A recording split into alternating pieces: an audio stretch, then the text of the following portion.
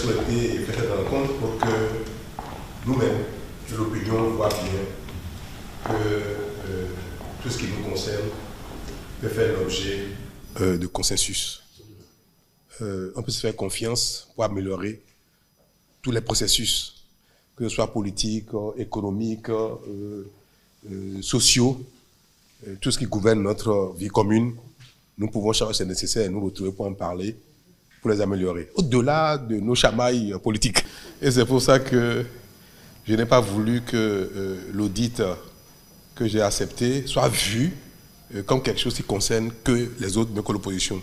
Il est convenable que surtout là où on a touché aux ressources du pays pour faire une opération, qu'on voit bien que c'est avec le cœur, le bon cœur, que nous avons pris cette décision.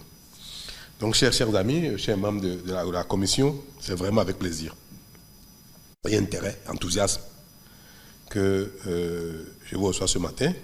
À ma demande, je souhaitais vous rencontrer pour vous dire que j'adhère vraiment à l'audit, que j'adhère à son objectif et que personne ne m'a forcé la main.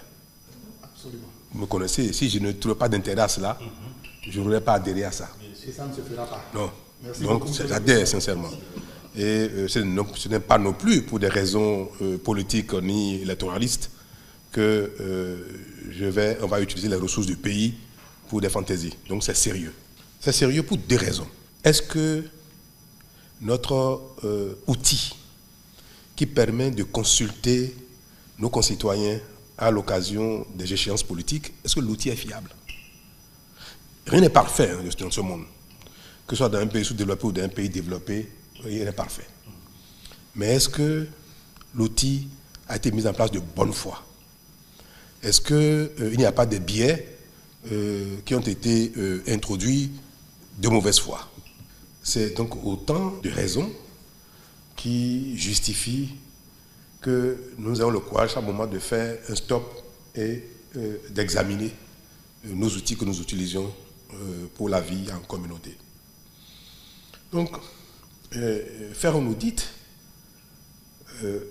a cet intérêt-là. Il a également un autre intérêt, c'est que si ce sont des gens qui sont crédibles, qui le font, ils peuvent également révéler à nous-mêmes, les autorités politiques, administratives, à l'opinion, quelles sont les réalités qui relèvent même de nos choix, qui sont peut-être des faiblesses, mais qui ne sont pas liées à une mauvaise intention. Et ça, c'est important. Il y a des choses que si vous voyez, de vos yeux, de techniciens, de personnes indépendantes politiquement, vous voyez et vous le dites, ça aura plus d'intérêt, plus de force, que si c'est dit par le président de la République, qui est partisan, par les démocrates qui sont partisans. Même si j'ai concédé aux démocrates de désigner les personnes, je vous affirme que je suis dans une dynamique positive, que je ne considère pas que ce sont les démocrates qui font l'audit. Je ne considère pas que ça, je ne le considère pas ça. Donc, si une équipe de techniciens neutres, même mandatés par les politiques, fait le constat, l'opinion entendra cela.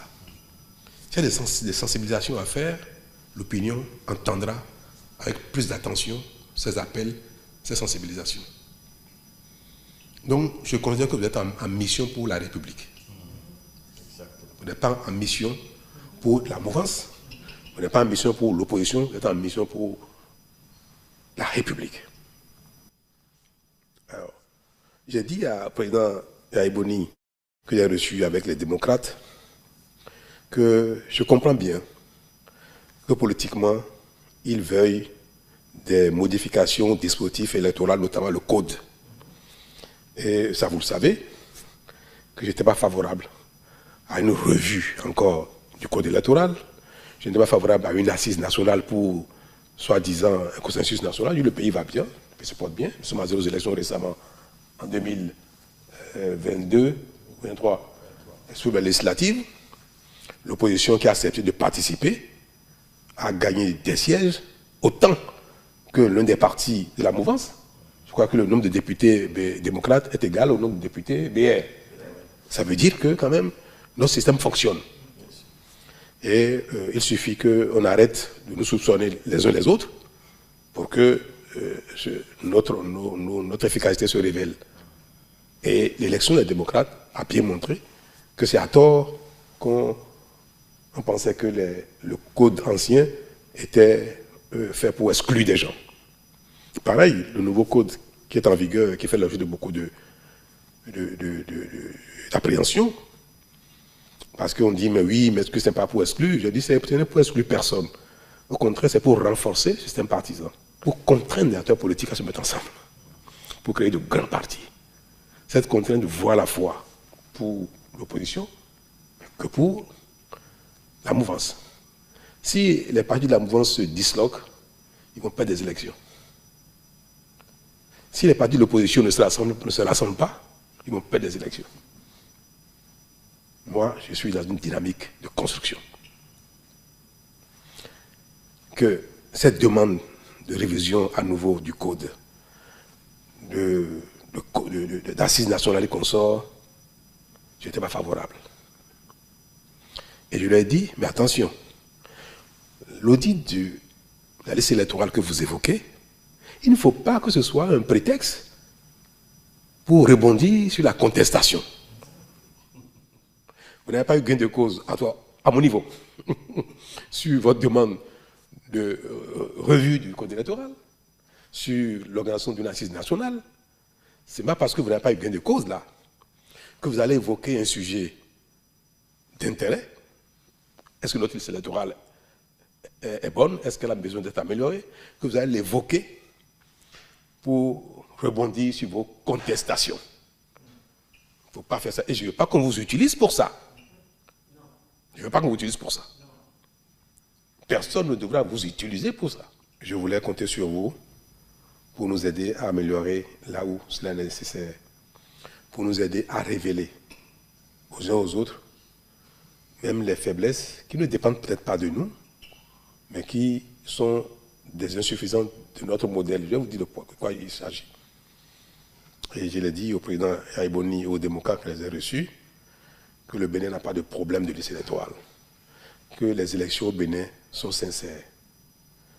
Autant le dispositif électoral, le code électoral, la loi et consorts qui organisent le pays peut être à controverse, parce que ça révèle des choix, de certains choix, mais autant les outils que nous utilisons sont des outils qui sont de bonne foi, qui sont des outils sincères. Les Béninois n'ont jamais dit et pensé que c'est dans les urnes qu'on fraude, que les élections, que notre dispositif électoral technique n'est pas sincère et que les résultats sont tronqués. Non.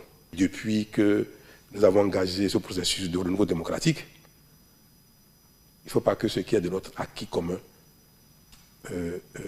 on le dénigre pour des raisons politiques. Les outils, les moyens que nous utilisons pour consulter la population, pour organiser les élections, ces outils-là n'ont jamais été soupçonnés d'outils permettant la fraude. Mais néanmoins, on ne peut pas dire qu'ils sont parfaits. Rien n'est parfait de l'œuvre humaine. Donc nous sommes disposés à les parfaire, à les améliorer du moins.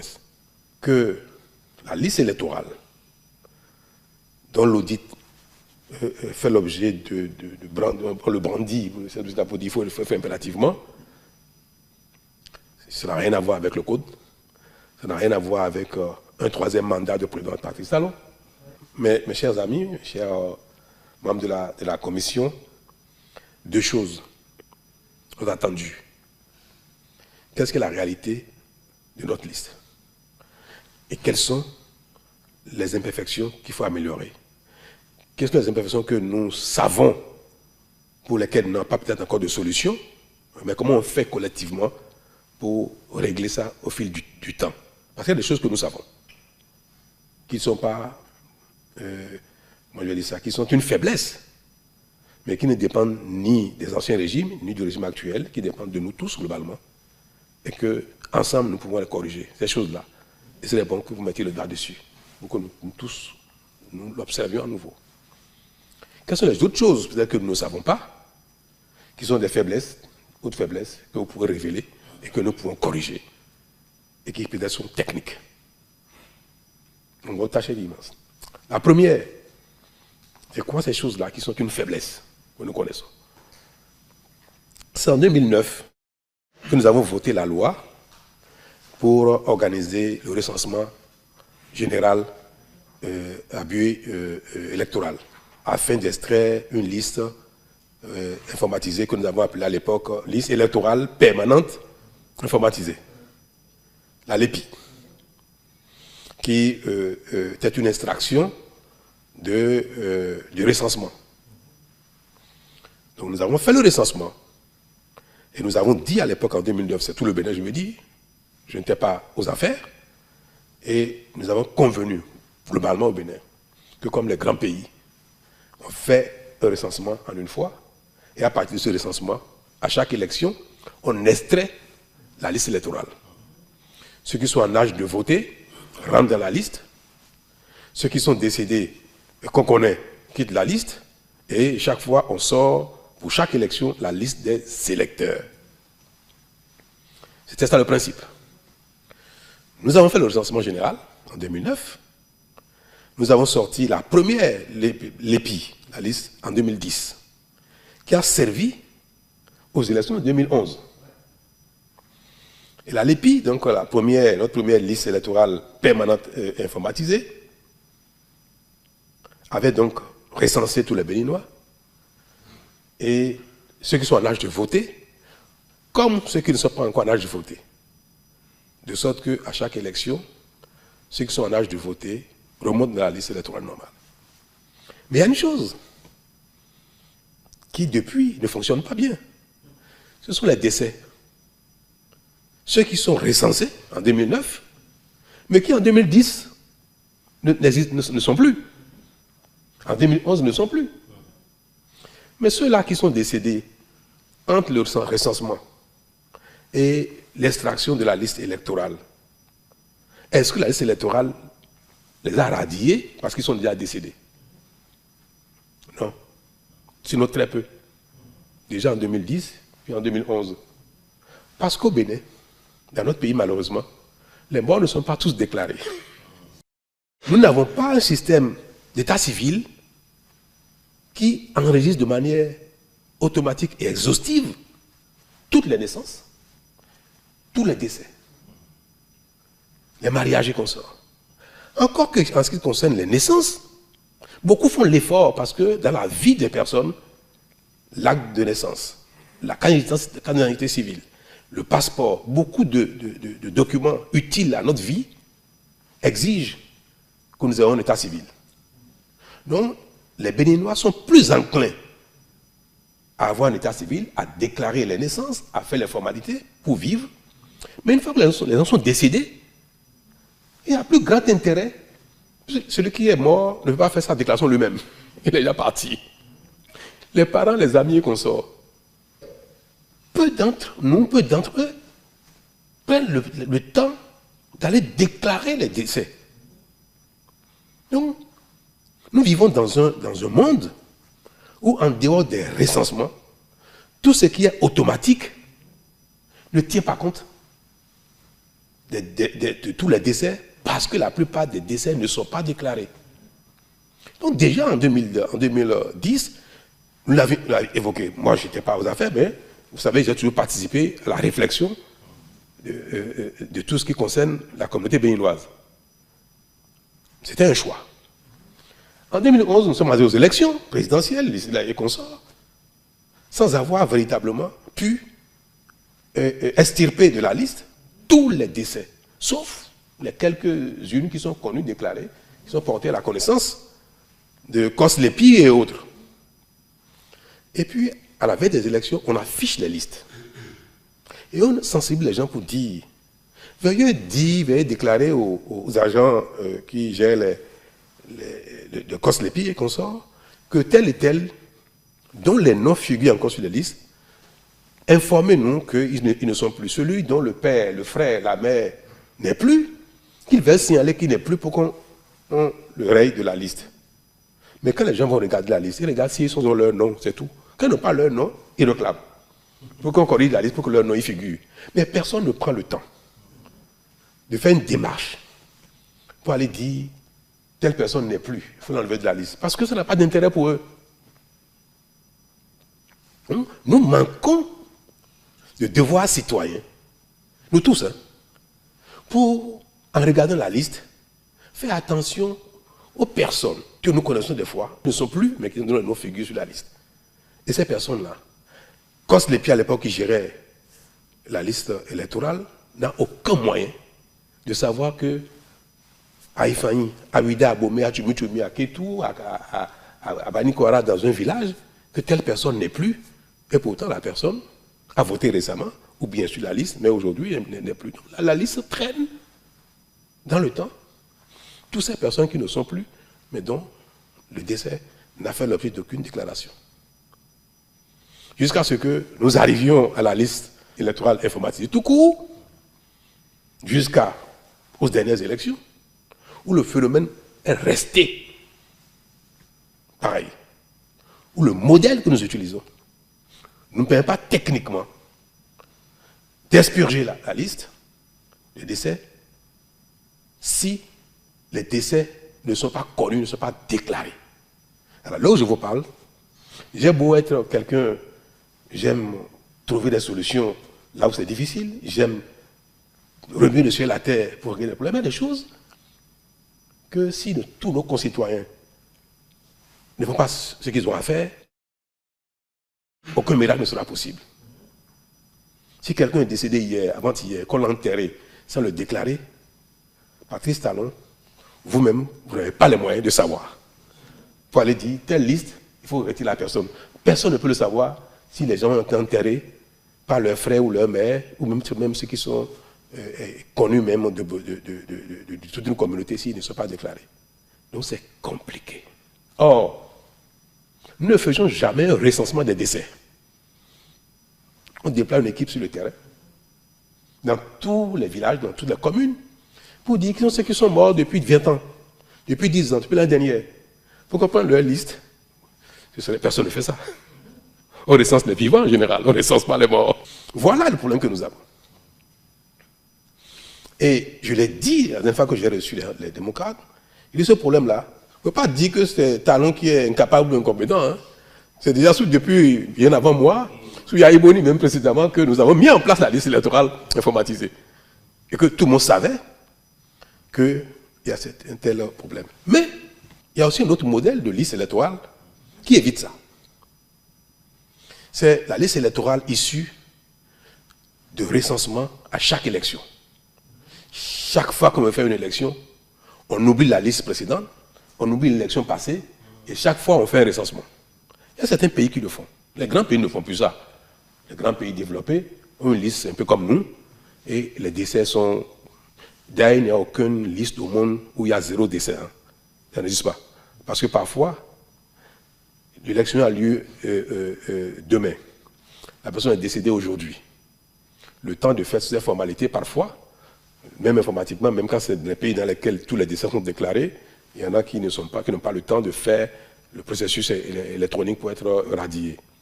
Et parfois même dans les grands pays, il y a des gens qui décèdent et que c'est 2 jours, 3 jours, 1 mois après qu'on est au courant, ou alors personne ne sait. Il y a même des SDF qui décèdent comme ça, et puis après, c'est le jour à jour qu'on sait. Donc, il n'y a pas de liste avec 0 décès. Mais néanmoins, dans les grands pays, la chose ne se pose plus. C'est ce que nous voulons faire. Nous voulons être comme les grands pays. Nous avons choisi au Bénin de ne pas faire un recensement systématique à chaque élection. Mais quand on fait ça, au moins, ce sont les personnes vivant le jour du recensement qui vont se faire recenser, et ceux qui sont morts, puisqu'ils ne peuvent pas se lever pour aller auprès de l'agent recenseur. Et c'est pour ça que dans beaucoup de pays africains, notamment, pour ce que je sais, on observe que chaque fois qu'il y a élection, il y a un recensement. Ça fait que c'est très coûteux, ça fait que ça agace les citoyens qui doivent se faire recenser à chaque élection. Et voilà que nous en avons beaucoup.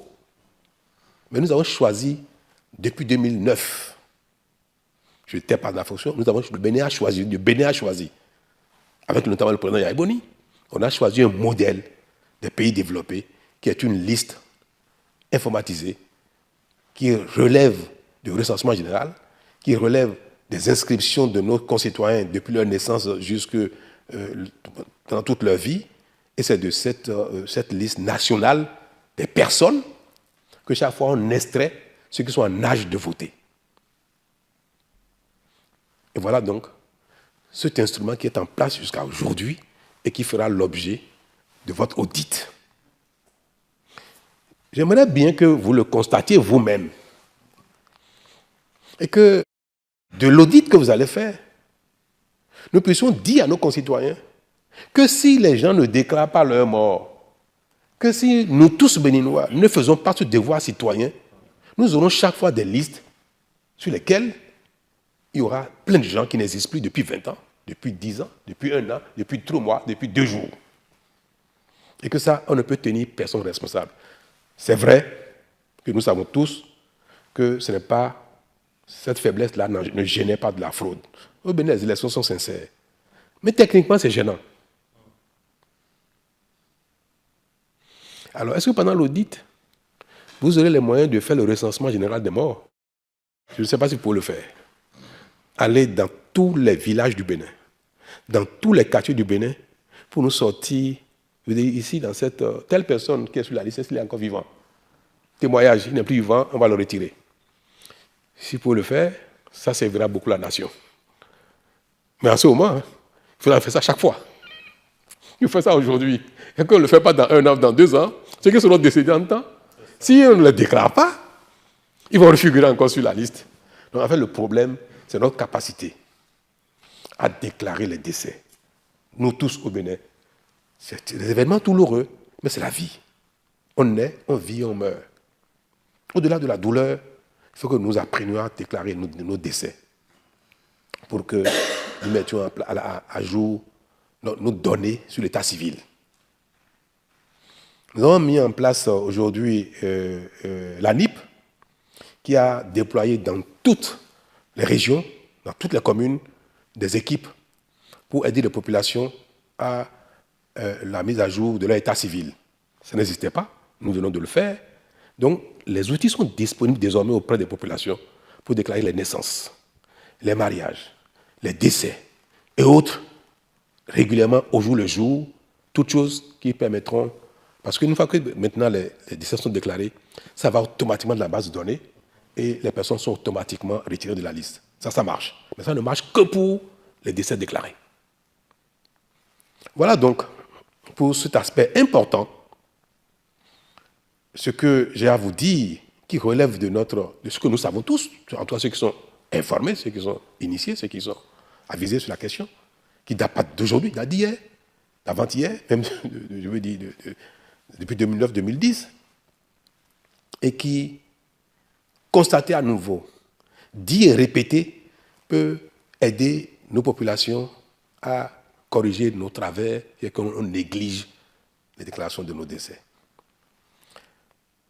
Mais au-delà de ça, votre audit permettra peut-être de constater d'autres choses qui relèvent de failles techniques peut-être et qui ne sont pas quelque chose connu depuis de vieilles dates, quelque chose qu'on connaît lié à notre modèle de liste. Mais sachez aussi que ce n'est pas seulement au Bénin, je vais vous parler. Ce modèle-là qu'on a choisi a cette faiblesse qui ne peut être corrigée que par la modernisation de la population dans les déclarations. Je voudrais donc vous prier d'être assez pointu dans ce que vous avez à faire pour que les autres choses qui ne sont pas aussi claires, qu'on ne connaissait pas déjà, que vous pourrez découvrir, que vous puissiez les relever, que nous ayons le temps aussi de les corriger pour que chacun soit certain que la liste électorale au Bénin est une liste sincère, est une liste qui ne permet pas la fraude, ça n'a jamais été le cas, et que ce ne sera pas le cas non plus pour les temps à venir. Je tenais à vous le dire. Je tenais à vous dire aussi que nous avons mis des moyens à vos dispositions. Si vous estimez que la mission requiert plus de temps ou plus de moyens, l'État sera disposé à accompagner, dès lors que c'est pertinent. Dès lors que c'est pertinent. Ne soyez pas fantaisistes. Je connais beaucoup d'entre vous, cela ne vous caractérise pas. Et faites en sorte que votre travail ne soit pas politique, que vous ne soyez pas le relais de la contestation des décisions politiques qui organisent les élections. Il faut travailler de la technique, ça doit concerner les outils techniques. Je fais la différence entre les deux choses. Les outils techniques qu'on utilise pour les élections et le modèle politique, le code électoral, les règles qui organisent qui va aux élections, comment, de quelle manière, ces choses-là. Ce n'est pas de votre ressort. C'est entre les politiques, ça. Et nous faisons les débats.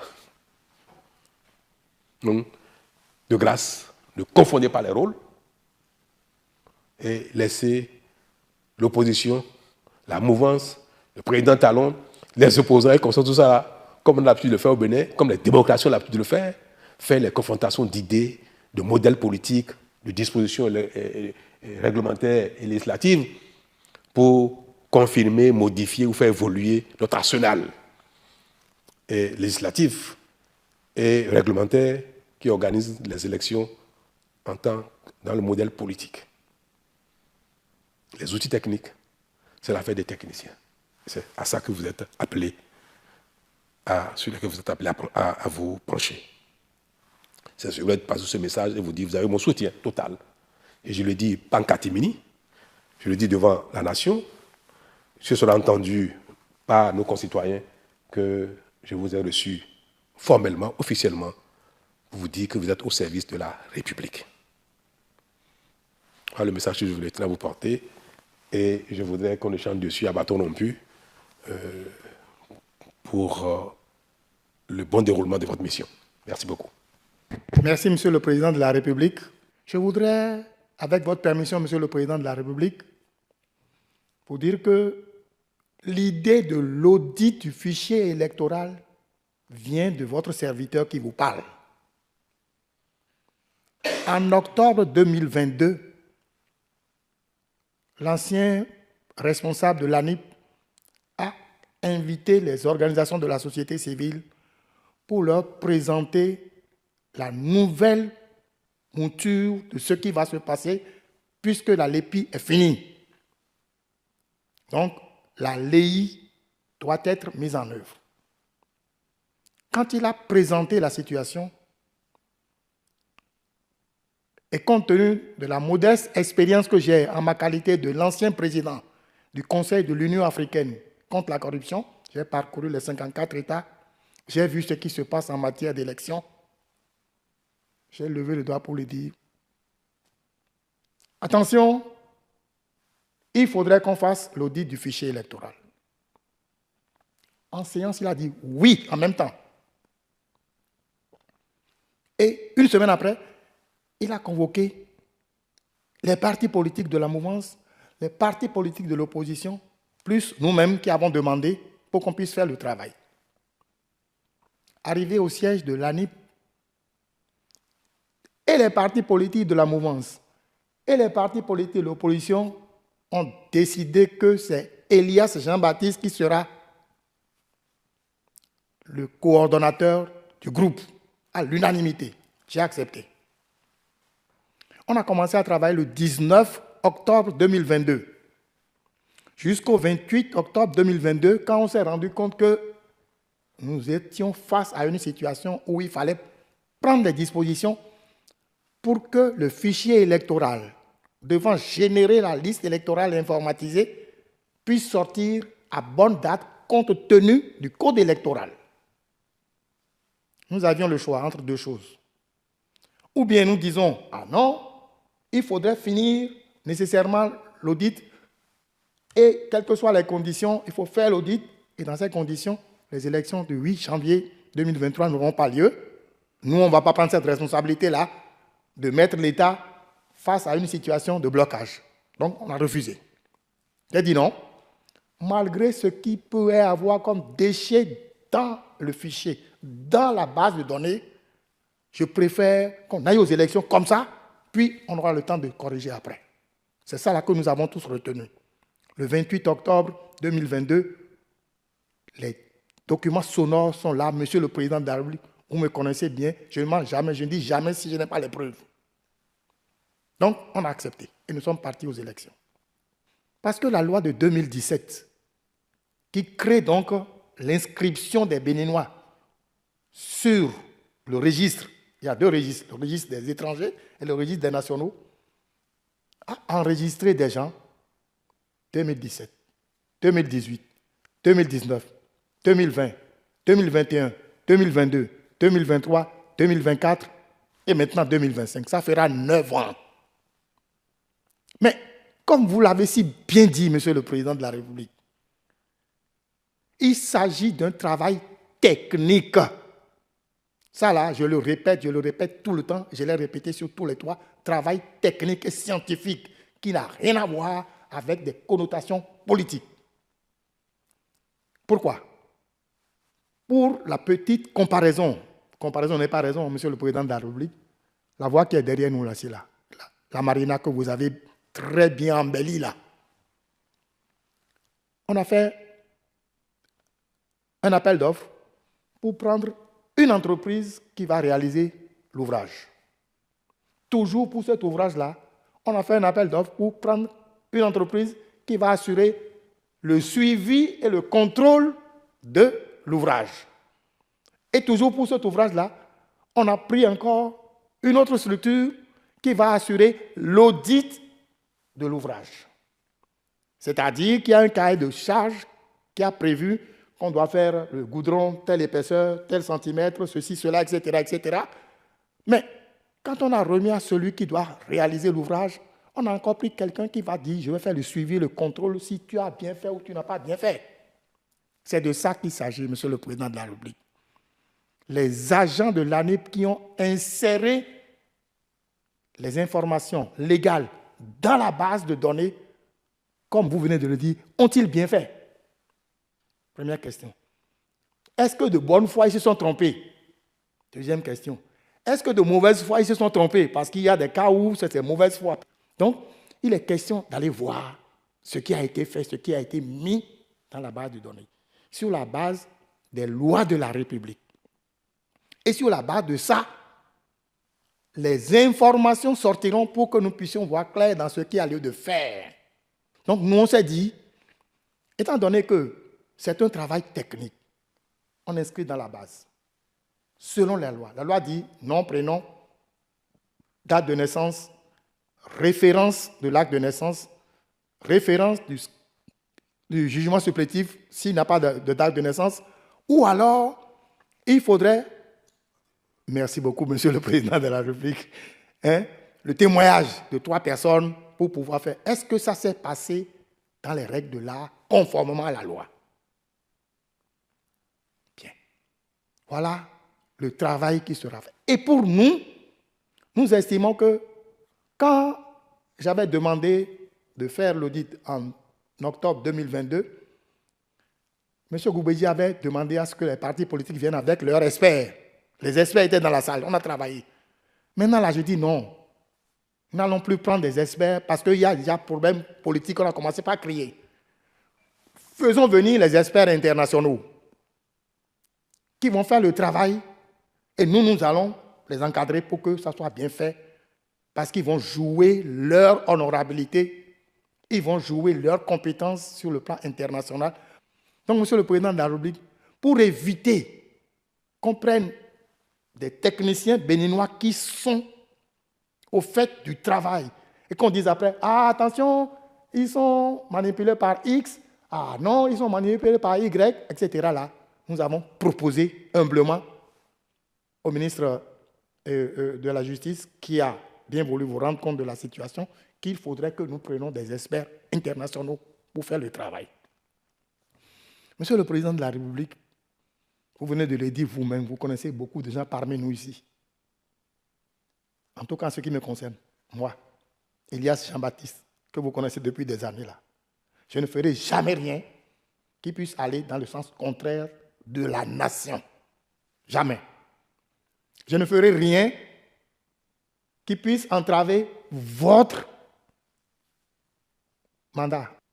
Et de ce point de vue, soyez rassurés, Monsieur le Président de la République, que personne ne pourra nous manipuler dans cette affaire-là. Personne. Soyez rassurés, Monsieur le Président de la République, nous n'avons rien à voir avec ce qui concerne le code électoral. Ça ne nous concerne pas. Nous, ce n'est pas notre rôle. Ce n'est pas notre rôle.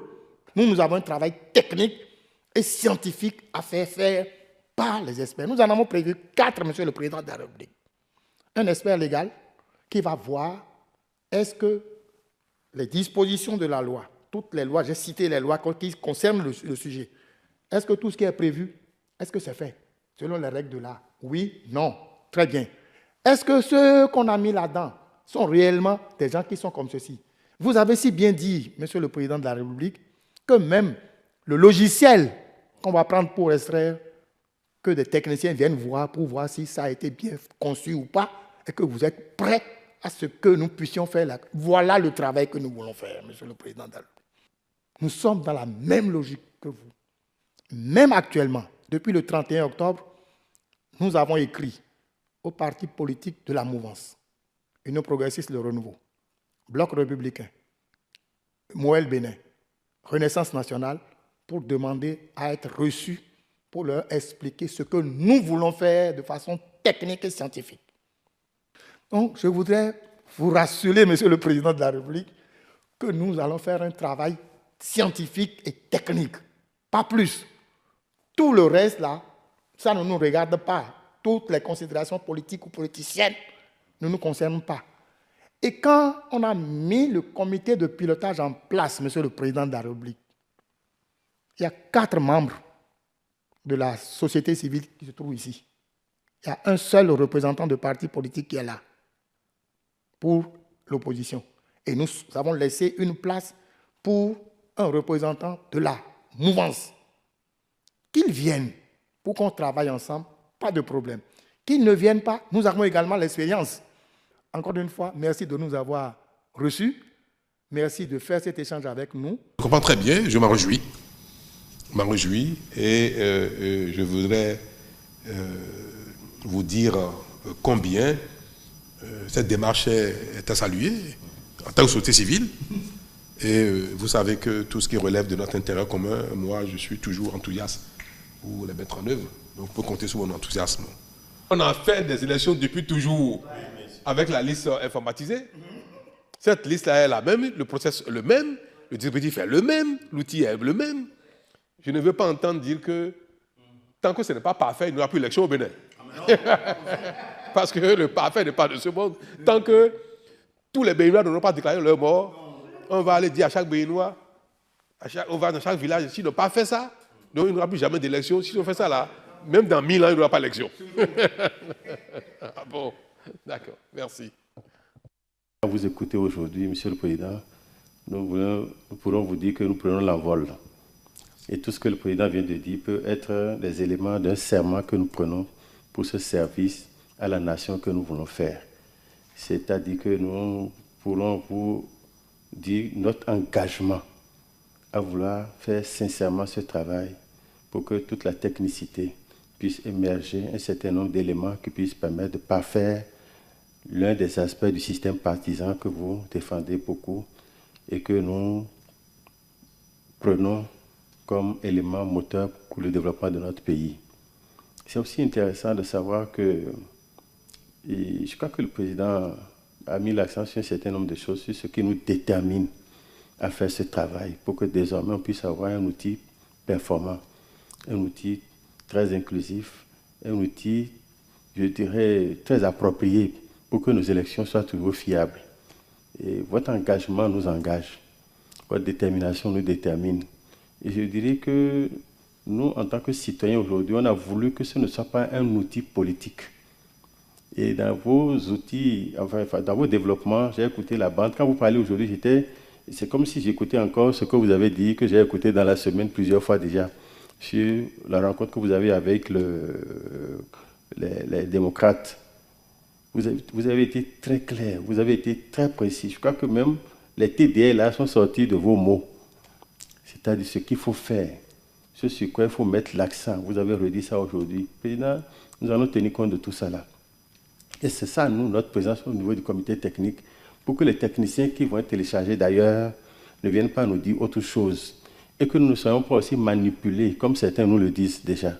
Nous ne ferons jamais l'objet de manipulation au sein de cette affaire-là. L'audit du fichier électoral, c'est une démarche citoyenne. Nous avons pris à cœur d'être dedans. C'est pour ça que nous, on est là. Et, Monsieur le Président, nous nous déterminons à faire un travail comme on peut. On le fera avec les moyens que vous avez bien voulu mettre à notre disposition. On vous remercie pour ça. Merci beaucoup d'avoir cru à cette démarche et d'avoir permis et honoré votre engagement. Honorer votre engagement, parce que j'ai vu les journaux titrés la bonne foi du chef de l'État. C'est vrai, c'est votre foi, bonne foi, bonne foi. C'est au-delà de l'engagement politique, mais c'est la bonne foi qui permet de régler un problème. Vous voulez régler un problème, vous voulez régler ça une fois pour toutes, vous voulez régler quand même pour qu'on ait jusqu'à demander que le logiciel même soit en mesure d'être remplacé, changé. Qu'est-ce que vous pouvez faire encore pour le pays? Moi, je vous remercie, à mon plus petit niveau là. Je vous remercie d'abord. Et on va vous honorer, Monsieur le Président. Merci beaucoup. Je note que ce qui a été dit relève de l'état d'esprit de chacun. Oui, donc ça me réjouit. Et je reste autant que vous disposé à vous recevoir nuit et jour à tout moment si vous estimez qu'au-delà du ministre, vous avez besoin de me parler, de me voir à tout moment. Merci beaucoup, monsieur. Vraiment. Et bon vent, du courage pour la mission. Merci beaucoup, monsieur le Président. Et si vous estimez, après que vous êtes capable d'aller sur le terrain, village par village, je vous suis. Je vous suivrai pour ça aussi. Il y a des gens qui sont capables de le faire. Ah, mais tant mieux. En général, toute fin de mission génère un regain de vertu, un regain d'engagement au service du bien de manière absolue. Quand on est en début de vie ou de mandat, de mission qu'on sort, on fait les choses avec tellement de fougue que parfois on ne prend pas le temps de dire est-ce que vraiment ce que je fais c'est ce qui est attendu de tous. Et quand on est à la fin, on a cette préoccupation-là. À bon entendeur. Vous savez ce qui me préoccupe. Quand on est à la fin, on veut que les choses soient parfaites. Absolument. Se mettre à l'œuvre pour que d'ici, dans les heures qui viennent, vous soyez libérés pour vous engager la mission. Merci beaucoup. On va se voir. Merci.